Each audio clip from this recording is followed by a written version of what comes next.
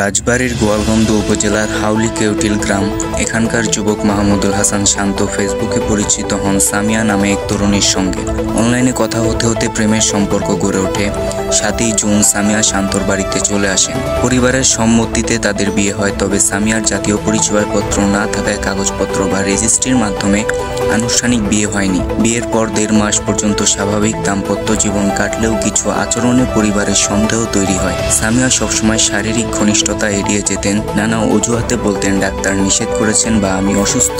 ঘর সংসারের কাজে নিজেকে আড়াল রাখতেন। 25 জুলাই হঠাৎ একদিন পরিবারের চাপে সত্য প্রকাশ হয়। সামিয়া আসলে চট্টগ্রামের আমতলা ঈদগাহ এলাকার শাহিনুর রহমান, যিনি একজন পুরুষ।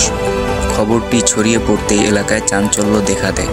পরদিন সকালে পরিবারের পক্ষ থেকে তাকে তার বাবা মায়ের বাড়িতে পাঠিয়ে দেওয়া হয়।